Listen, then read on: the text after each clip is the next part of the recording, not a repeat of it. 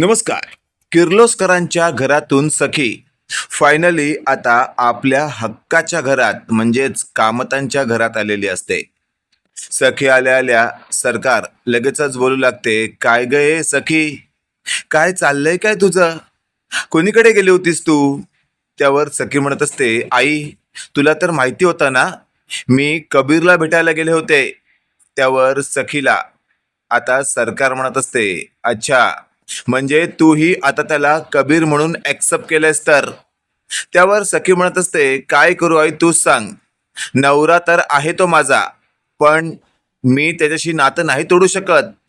त्यावर सरकार म्हणत असते, अगं कळत का नाही तुला, त्याने फसवलंय तुला, त्याने फायदा घेतलाय तुझा, मग अशा वेळी तू त्याला लाथाडलंच पाहिजे. त्यावर सखी म्हणत असते, आई ते सगळं सोड, मला तुला काहीतरी सांगायचं आहे. आता हे वाक्य ऐकल्यावर सरकार म्हणत असते, मला मला काय सांगायचं आहे तुला? त्यावर सखी म्हणत असते, अगं कान्हा म्हणजेच माझा कबीर असं म्हणत होता की घरात जी आहे ती तेजस्विनी मॅडम नसून मनस्विनी आहे, म्हणजे सरकार. आता हे वाक्य ऐकल्यावर सरकारला चिड तर आलेली असते. तेवढ्यात सरकार म्हणत असते, अगं हे सगळं तो बोलतोय, त्याला शंका आहे, पण तुला शंका आहे का? त्यावर सखी म्हणत असते, आई अजिबातच नाही, मला 100% विश्वास आहे की तूच माझी आई तेजस्विनी आहेस. हे वाक्य ऐकल्यावर आता सरकारला थोडंफार बरं वाटतं आणि अशातच सरकार बोलू लागते, एक गोष्ट लक्षात ठेव, जग काय बोलतंय यावर आपण लक्ष द्यायचं नाही, आपल्या मनाला जे पटतंय ना तेच आपण योग्य धरायचं. त्यामुळे सखी, तुला वाटतंय ना मी तुझी आई आहे, मग तो कान्हा किंवा कबीर काहीही बोलू दे, त्याकडे दुर्लक्षच करायचं. हे वाक्य ऐकल्यावर सखी म्हणत असते, आई आय एम सो सॉरी, नाही करता येणार दुर्लक्ष, कारण उद्या दूध का दूध आणि पाणी का पाणी होणार आहे. हे वाक्य ऐकल्यावर आता सरकार म्हणत असते, म्हणजे काय असं घडणार आहे उद्या? त्यावर सखी म्हणत असते, आई हा जो माझा कबीर आहे ना म्हणजेच कान्हा, तो उद्या तू सरकार आहेस हे सगळ्यांसमोर उघड करणार आहे. हे वाक्य ऐकल्यावर सरकार म्हणत असते, अगं हे असं कसं उघड होऊ शकतं, मी म्हणते मी तेजस्विनी आहे, तुला माहितीये मी तेजस्विनी आहे, मग तो असं काय करणार आहे ज्याने सगळ्यांना कळेल की मी तेजस्विनी नाहीये, सरकार आहे म्हणून? त्यावर सखी म्हणत असते, आई आता मी सांगते तुला कसं करणार आहे तो, त्याने मला सगळं काही सांगितलंय, तो उद्या डोळ्यांच्या डॉक्टरांना घेऊन येणार आहे. आता हे वाक्य ऐकल्यावर सरकारला लगेचच कळतं, डोळ्यांच्या डॉक्टरांना, बाप रे, म्हणजे या कान्हाला 100% खात्री पटली आहे तर की मी सरकारच आहे, आणि याने जर डोळ्यांच्या डॉक्टरांना आणलं तर ते डॉक्टर माझ्या डोळ्यांमध्ये लेन्स आहेत हे लगेचच सगळ्यांसमोर उघड करतील. बाप रे, काय करू मी आता, म्हणजे उद्या माझा पर्दाफाश होणारच. असं सगळं आता ही सरकार स्वतःच्या मनात बोलत असते. त्याच वेळेला सखी म्हणत असते, आई आई कुठे लक्ष आहे तुझं, अगं मी तुझ्याशी बोलते, इकडं लक्ष दे. त्यावर सरकार लगेचच म्हणत असते, हा हा सखी बोल. त्यावर सखी म्हणत असते, आई माझा कान्हा उद्या डॉक्टरांना घेऊन येणार आहे, मी त्याला सांगितलंय तू डॉक्टरांना आण किंवा त्याच्यापेक्षा मोठं काही आण, पण माझ्या आईला तू सरकार सिद्ध करूच शकत नाही, कारण ती तेजस्विनीच आहे. हे वाक्य ऐकल्यावर सरकार स्मित हास्य करत असते आणि अशातच आपण पाहतोय आता सखी म्हणत असते, आई मी खूप दमलीये, मी जाऊन जरा फ्रेश होते हा. आणि तेवढ्यात सखीला सरकार हो असं म्हणते आणि मग सखी आपल्या बेडरूमच्या दिशेने निघून जाते. आता मात्र काही केल्या सरकारला अजिबातच चैन पडत नसते, कारण हा जो कान्हा जे काही करणार असतो त्यानंतर माझं संपूर्ण साम्राज्यच उद्ध्वस्त होणार आहे, आणि हे कसं काय थांबवू शकते यावर विचार आता ही सरकार करत असते. इकडे आपण पाहतोय रात्रीच्या वेळी किरण आणि कबीर दोघं बोलत असतात. किरण म्हणत असतो, कबीर एक गोष्ट लक्षात ठेव, उद्या तू जे काही करणार आहेस ना ते एवढं सोपं नाही आहे. त्यावर लगेचच आता कबीर म्हणत असतो, किरण नेमकं काय म्हणायचंय तुला मला स्पष्ट कर. त्यावर किरण म्हणत असतो, अरे तुला खात्री आहे ना ती सरकार आहे? मग सरकारचे डोळे तपासणं खरंच तुला सोपं वाटतंय का? ती काय करेल आणि काय नाही सांगता येत नाही. त्यावर कबीर म्हणत असतो, हे बघ किरण, एक गोष्ट लक्षात ठेव, घरातले सगळे असताना डॉक्टरांसमोर ही जी तेजस्विनी बनण्याचं नाटक करते ना, म्हणजे मनस्विनी, ही काहीच करू शकत नाही. कारण तिला गप गुमान डोळे तपासून द्यावेच लागतील. हे वाक्य ऐकल्यावर मात्र आता कबीरला किरण म्हणत असतो, ते सगळं ठीक आहे, पण तू सावधगिरी बाळग. हे सगळं ऐकल्यावर फायनली कबीर म्हणत असतो, उद्या तर तू फक्त मजाच बघ. उद्या नाही पूर्ण पन्ना पलटवून टाकला ना तर नावाचा कबीर नाही मी. त्यावर किरण म्हणत असतो, अरे पूर्ण नाव घे, पूर्ण. त्यावर कबीर म्हणत असतो, हो हो, कबीर देवदत्त किर्लोस्कर. आणि अशातच आपण पाहतोय आता दुसरा दिवस उजाडलेला असतो. सरकारला रात्रभर झोप लागलेली नसते. सतत तेच विचार तिच्या डोक्यामध्ये फिरत असतात. आणि अशातच आपण पाहतोय सखी आता सरकारला समोर पाहते आणि बोलू लागते, काय गय आई, तुझे डोळे असे का दिसतायत? अगं झोपली नाहीस की काय रात्रभर? त्यावर लगेचच आता सरकार डोळे साईडला घेऊन म्हणत असते, हो हो, माझं ना रात्रभर डोकं दुखत होतं, त्यामुळे ना माझा डोळाच लागला नाही. त्यावर सखी म्हणत असते, असं असेल तर मी एक काम करू शकते. त्यावर सरकार म्हणत असते, काय? त्यावर सखी म्हणत असते, कान्हा म्हणजेच माझा कबीर ज्या डॉक्टरांना या ठिकाणी आणणार आहे ना, त्यांना मी उद्या किंवा परवा आणायला सांगते. हे वाक्य ऐकल्यावर सरकार आता मनातल्या मनात बोलत असते, चला, म्हणजे एका दिवसाची का होईना माझ्याकडे मुदत मिळते आणि या एका दिवसात मला गेम फिरवायला वेळ मिळू शकतो. आणि अशातच आता सखीला सरकार म्हणत असते, ठीक आहे, सांग तुझ्या कबीरला. तेवढ्यात आपण पाहतोय फायनली आता सखीने लगेचच कान्हाला फोन केलेला असतो आणि सगळं काही सांगितलेलं असतं. आता कान्हाला कळून चुकतं की या सरकारचा हा नक्कीच नवा ड्रामा आहे या सगळ्या पर्दाफाश पासून वाचण्यासाठी. तेवढ्यात आपण पाहतोय आता थेट सरकारने आपल्या एका माणसाला कॉल केलेला असतो आणि असं म्हटलेलं असतं की या किर्लोस्करांच्या कॉन्टॅक्टमध्ये जेवढे काही डॉक्टर असतील त्यांचे कॉन्टॅक्ट नंबर काढा आणि त्यात डोळ्यांचा स्पेशलिस्ट असेल त्याला आपल्या बाजूने वळवून घ्या. म्हणजे त्यातला कोणताही डोळ्यांचा स्पेशलिस्ट जर माझ्याकडे आला तर त्याने माझ्या मनाप्रमाणे वागलं पाहिजे. त्यावर सरकारचा माणूस म्हणत असतो, काळजी करू नका, सगळं काही मॅनेज करून ठेवतो. आणि अशातच आपण पाहतोय दुपारची वेळ असते. कानाने स्वतःचा एक डॉक्टर आता डायरेक्ट कामतांच्या घरी आणलेला असतो. सखी कानाला म्हणत असते, काय चाललंय कान्हा तुझं? मी तुला म्हटलं होतं ना 2-3 दिवस थांब म्हणून, आईची तब्येत बरोबर नाहीये. त्यावर कान्हा म्हणत असतो, असं काय करताय बेबी सरकार? अहो 5च मिनिटं लागणार आहेत, आपण त्यांना काय जास्त त्रास देणार नाही आहोत. हो ना डॉक्टर, फक्त 5 मिनिटातच कळेल ना? त्यावर डॉक्टर म्हणत असतात, हो हो 5च मिनिटं. आणि लगेचच आता सरकार पुढे येते आणि म्हणत असते, काय कबीर, तुझं ना खूपच नाटक वाढत चाललंय. तुला काय वाटतंय, तू अशा पद्धतीने डॉक्टरांना आणशील आणि डॉक्टर मला मनस्विनी घोषित करतील असं वाटतंय का तुला? त्यावर कबीर म्हणत असतो, नाही आहात ना तुम्ही मनस्विनी, मग तुम्ही या कारवाईला सामोरं जा ना.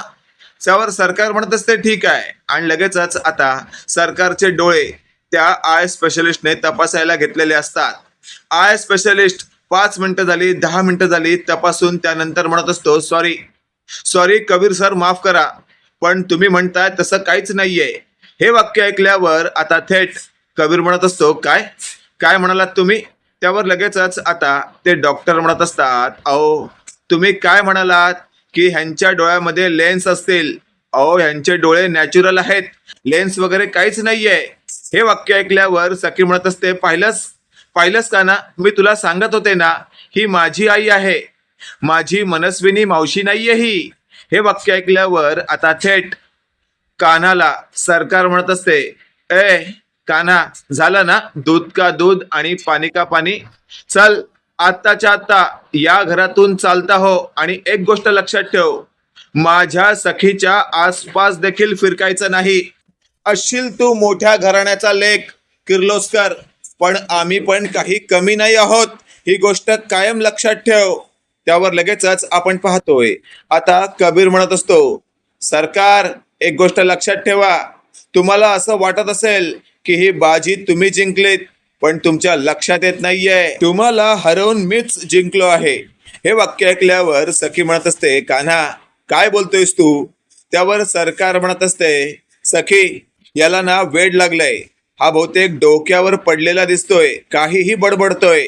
त्यावर लगेचच आता कबीर म्हणत असतो, बेबी सरकार मला तुम्हाला हे सांगायचं आहे की आता मी ज्या डॉक्टरांना आणलंय ना, त्या डॉक्टरांना या सरकारने मॅनेज केलंय. या सरकारने आधीच या डॉक्टरांना सांगून ठेवलंय की हा कबीर किर्लोस्कर तुम्हाला इथे घेऊन येईल. त्यावेळेला त्याच्या मनासारखं नका बोलू, तर माझ्या मनासारखं बोला. हे सगळं ऐकल्यावर आता सरकार थेट सखीला म्हणत असते, सखी हा तुझा नवरा आहे ना कान्हा, हा खरंच बावळट आहे, जरा तरी त्याने विचार करावा. अरे डॉक्टर त्याने आणलाय, मी कसा मॅनेज करू शकते? हे वाक्य ऐकल्यावर सखी म्हणत असते, कान्हा काय चाललंय तुझं? असं कसं बोलू शकतोस तू? डॉक्टर तू आणलास ना, मग का डॉक्टर सरकारांचा आहे? त्यावर लगेचच आता कान्हा म्हणत असतो, बेबी सरकार 2 मिनिटं थांबा. या डॉक्टरांनी काय म्हटलं की या समोर बसलेल्या मॅडमच्या डोळ्यामध्ये लेन्स नाही आहेत ना, थांबा. आता मी दुसरा डॉक्टर मागवतो जो माझ्या मर्जीतला आहे आणि ते कधीच खोटं बोलणार नाहीत किंवा कोणाच्याही भूलथापांना बळी पडणार नाहीत. हे वाक्य ऐकल्यावर आता सरकार चांगलीच हादरलेली असते. तिला कळून चुकतं की आता माझं बिंग तर फुटणारच आणि या डॉक्टरला मी मॅनेज केलं होतं तेही बिंग फुटणार. अशातच आपण पाहतोय आता सुप्रसिद्ध आय स्पेशलिस्ट कानाने बोलवलेले असतात आणि लगेचच आपण पाहतोय ते डॉक्टर म्हणत असतात, या मॅडम बसा इथे. त्यावेळेला सरकार लगेचच मागे होते आणि बोलत असते, काय चाललंय? या कबीरच्या मनासारखं का वागायचं मी? या डॉक्टरांनी चेक केलं ना, त्यांनी सांगितलं ना माझ्या डोळ्यात लेन्स नाहीयेत म्हणून. प्रत्येक वेळेला मी अशी तपासणी का करायची? ए कान्हा किंवा कबीर तू जो असशील कोण, चल इथल्या इथून चालता हो. मला नाही वाटत मी तुझ्या कोणत्या डॉक्टरांना समोर बसून चेक करून द्यायला पाहिजे. त्यावर लगेचच आता कबीर म्हणत असतो, कारण तुम्हाला भीती वाटते, तुमचं बिंग फुटणार आहे या गोष्टीची. हे सगळं ऐकल्यावर मात्र आता नेमकं काय बोलावं हेच सरकारला कळत नसतं आणि अशातच सखी म्हणत असते, आई आई प्लीज प्लीज हे डॉक्टर आहेत ना, यांना सुद्धा तपासणी करू दे. तू जर सरकार नाहीयेस तर हे सुद्धा तेच सांगतील ना. त्यावर कबीर म्हणत असतो, बेबी सरकार ही जी बाई उभी आहे ना, ही सरकारच आहे, म्हणून तर ही आता डोळे चेक करून द्यायला तयार नाहीये. अशातच आपण पाहतोय आता थेट सखी म्हणत असते, कान्हा एक गोष्ट लक्षात ठेव, हे आता शेवटचं हा, यानंतर तू तिसरा डॉक्टर आणशील तर मी अजिबात ऐकणार नाही. आणि या वेळेला जर ही माझी आईच निघाली तर लक्षात ठेव, तू तिच्या पायावर डोकं ठेवून माफी मागशील. त्यावर लगेचच आता कबीर म्हणत असतो, मान्य मान्य. आणि अशातच आपण पाहतोय आता सखीने थेट या सरकारचा हात धरलेला असतो आणि समोर बसवलेलं असतं. सरकारला मनातून 100% भीती वाटत असते की आता आपलं बिंग फुटणार.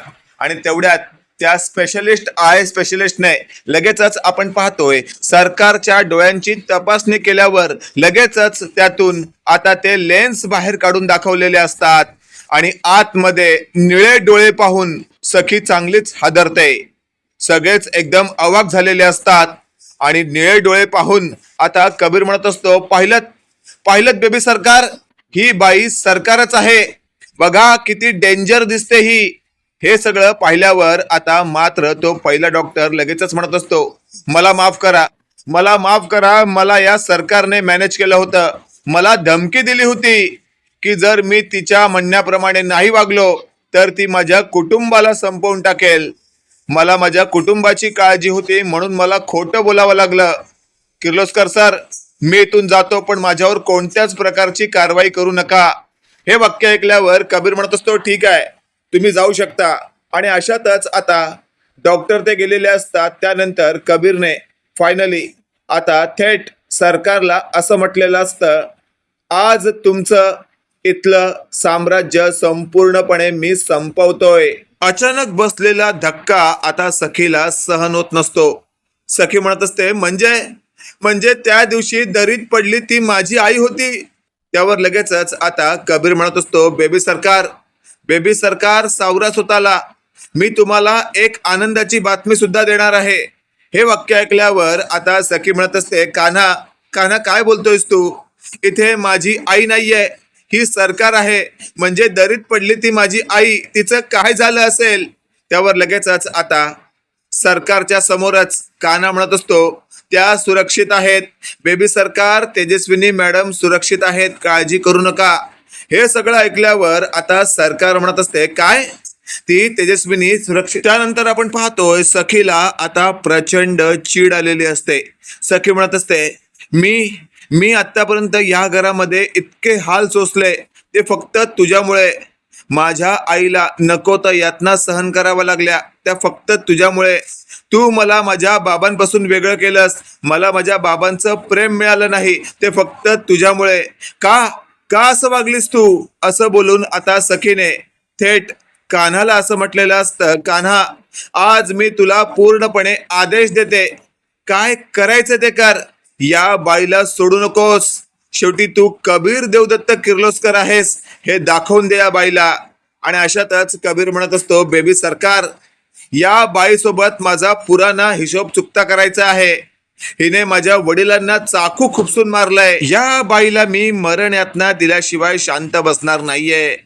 त्यावर लगेचच आपण पाहतोय गौतम म्हणत असतो, कान्हा तू जे काही बोलतोयस ते अगदी योग्य आहे, पण मला तुला फक्त इतकंच म्हणायचं आहे, जे काही करशील ते मात्र खूपच विचारपूर्वक कर, म्हणजे कायद्याच्या चौकटीत राहून कर. हे वाक्य ऐकल्यावर कबीर म्हणत असतो, काका अगदी बरोबर बोलताय तुम्ही.